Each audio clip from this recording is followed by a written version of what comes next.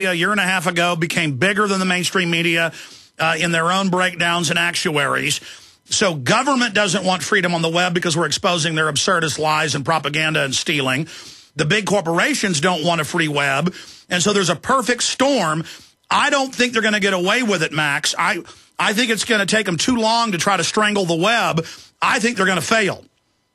Well, the key issue that plugs into this is the copyright law. Copyright law for now, every time Mickey Mouse is about to enter the public domain, Disney Corporation gets Congress to expand copyright law. So the people who are in the copyright business, major media, Hollywood film studios, and the labels, they hate the fact that eventually material returns to the public domain from where it came. As Thomas Jefferson wrote in Article 17 of the Constitution, intellectual property must return to the public domain from where it came. But the media companies put it on these balance sheets for perpetual copyright protection, thus depriving us of the very intellectual property that we ourselves created. Now, this creates an annuity stream for these media companies, and they hate the fact that P2P file swapping, net neutrality, and rogue and off-the-cuff radio stations are cutting into their copyright monopoly. And that's how they're coming in with prior constraint. They're saying on Internet, too, everything you do will have to be approved, and only mega sites will be allowed to be on the web. You'll have to go through them to get to alternative sites. This is the end of the web. Every file that crosses every email is tagged with a number, and it'll go through copyright law protection. People will get in their emails every month a bill. If they use the word Microsoft in an email, they'll get a bill from Microsoft saying, we have a copyright on the word Microsoft. You owe us 1/10 of a penny. So every single month, you'll get a bill for the words that you used in your emails because these corporations say they own the copyright to these words. So we can't communicate anymore because we can't afford to communicate anymore because everything is going to be controlled by copyright and Google and Verizon and a two-tier internet. So we're going to be by the way, Google is allowed to violate real copyrights. Entire books and things, they don't get in trouble because they're an admitted NSA, CIA government consolidation tool. But did you see where Sky Television, owned by Rupert Murdoch, is going after Skype because in the word Skype is the word sky? So now if you write Skylark, they'll sue you because a bird is a skylark, but it has the word sky in it. This is the absurdity of the copyright tyranny. Right, and we could get around it because it was so absurd. But now with this two-tiered internet and with the Google NSA relationship and the intelligence and the surveillance and the Bush era and now the Obama era, as you point out in the Obama deception, the new laws under the Patriot Act where they can just read everyone's email. It's all stored on databases. This is all toward a time when every single word that you say or write is going to be tagged and possibly up for violating a copyright law. And, of course, you will have to pay every month. And since no one will have a job to pay for it, you'll have to go into debt. So where do you go in debt? Oh, you go to Wall Street. That's right. Wall Street will be selling you loans to pay for your copyright bill at the end of the month, which, of course, you'll never get out of because you can never stop talking because if you needed to figure out how to pay your copyright bill, you'll use another word that's copyrighted. It'll go on ad infinitum. And now they're saying they're going to put cameras and microphones on all street corners and in all aircraft, and this is Associated Press, all cars will have a camera that watches you real time, hooked into the local police department and the Threat Fusion Center. And when you say words like McDonald's, you'll be charged copyright. You're not allowed to talk. So it's also a new thought crime system. I'm not joking. Okay, let's talk about this guy. Who's behind all this? Well, Wall Street and hedge funds. Here's a quote from Steven Schwartzman. He runs Blackstone, very big private equity group. He said if Obama tries to tax us, private equity, it would be like Hitler invading Poland. Okay? He's pulling out the Hitler invading Poland analogy to describe if he, a private equity group that has drained hundreds of billions from the public coffers, engaged in market manipulation and insider trading. He's saying if you try to tax any of this money, we're going to consider this an act like Hitler invading Poland, which means, of course, they can use the program trading. They can do a flash crash, as they did a couple of months ago, 1,000-point drop, any day they want to, because they use the financial terrorist tool. Max, any day they want to. They've got an entrenched hedge fund oligarchy. They're setting the precedent that they can naked body scan us, lie about it, and save the images. They're setting the precedent to put lithium in our water and vaccines to make us servile on record. They're setting the precedent to do anything they want, and then we can do nothing. They are attempting to break us like a pimp breaks a whore. They're attempting to fully dominate us and engage in whatever crimes they want. I want to ask you about the Wall Street Journal yesterday saying that junk bonds and derivatives are now being issued at a record pace. The Financial Reform Act allows them to do this. We'll be right back with Max Keiser. I'm Alex Jones. MaxKeiser.com is the website.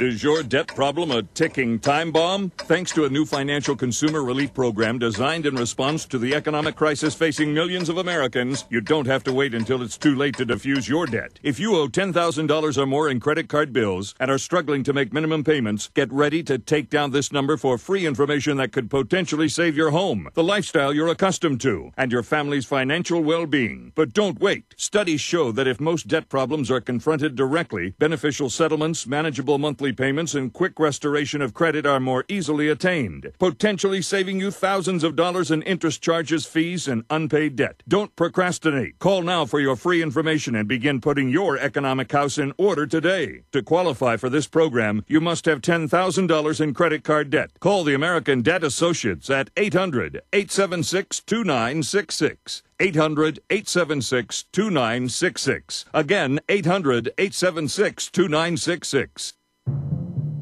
The Fall of America and the Western World is an all-new 10-hour documentary and survival guide rolled into one. In this film, you will see the reasons why our government is failing and what you can do to prepare. Featuring Dr. Paul Craig Roberts, Joseph Farah, David Icke, Naomi Wolf, G. Edward Griffin, Doug McIntyre, Mark Crispin Miller, Mickey Z, Doug Casey, David McElhaney, and myself, Alex Jones. Protect yourself and get the tools you need to protect your family from these difficult times. The Fall of America and the Western World at www.thefallofamerica.net or click on the banners at Infowars.com and PrisonPlanet.com. Again, that website's www.thefallofamerica.net or call 800-655-1577. Prepare yourself and the ones you love today. Fallofamerica.net. Have you ever felt like the United States government knows way too much about your financial affairs? I continue to hear stories about property seizures, frozen bank accounts, confiscation of stocks and bonds. It makes me wonder if the U.S. citizen will ever again have the right to life, liberty, and the pursuit of happiness. Unfortunately, with the Drug and Money Laundering Act, the IRS Revenue Ruling 6045 of 1984, and the Trading with the Enemy Act and Franklin D. Roosevelt's Executive Order of 1933, some precious metal holdings are subject to government intervention. For this reason, Midas Resources has prepared a report explaining the boundaries of trading precious metals privately. Whether if you have any intention of trading with Midas Resources or not, I have instructed my representatives to give this report out free. Call for your free copy at 1-800-686-2237. When investing, always proceed with caution. Again, call 1-800-686-2237. Exercise your legal right to trade metals privately. 1-800-686-2237.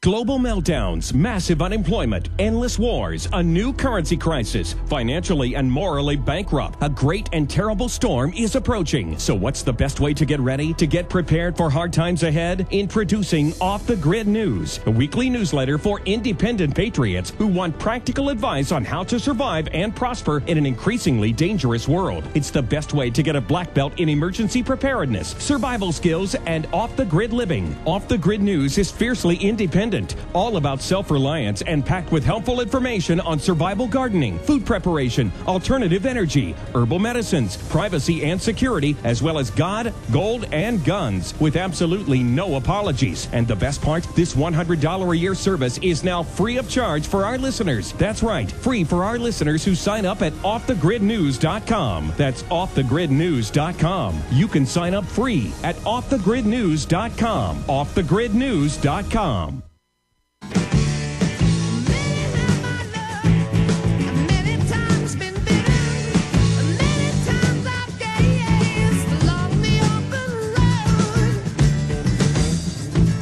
Well, the Wall Street Journal, Business Insider, many others are reporting companies are falling over themselves to issue even more junk bonds, basically a form of derivative, than last year's record. So what's happened with this Financial Reform Act is it's given the top banksters even more power to do whatever they want. And they're also reporting that every economic indicator shows this country is deteriorating very, very quickly. I mean, they're hell-bent on running this country into the ground, Max Keiser. Well, yeah. I mean, the scam works this way. Let's say you're a bank and you've got your value is $40 billion, and you're going to sell some junk bonds. So you put up the bank's assets as collateral. You sell $40 billion. You borrow essentially $40 more billion. The CEO pays himself a $4 billion bonus. And now the company has $40 billion more in debt. 6 months later or 9 months later, it can't pay the debt. So it goes to the government, and the government has to bail them out again. So all the bailout money that was given to Wall Street, the hundreds of billions, trillions given to Wall Street, they are sitting on it. They're using it to pay off the debt, and they're paying themselves huge bonuses and salaries. Now they're selling hundreds of billions or more in junk bonds today. 9 months from now, they will not be able to pay.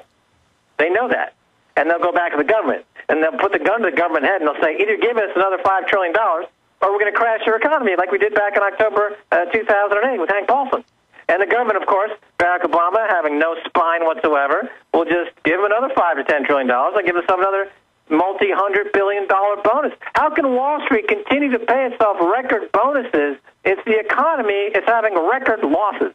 There's a disconnect there. Well, the answer is quite easy. It's a kleptocracy of Wall Street bankers who've got a gun to the head of Congress, and any time that Congress flinches, they do a flash crash.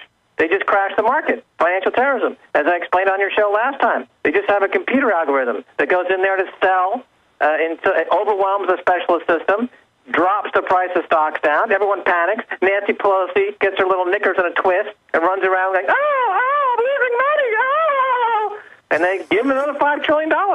So it's a fantastic racket. It's the perfect crime.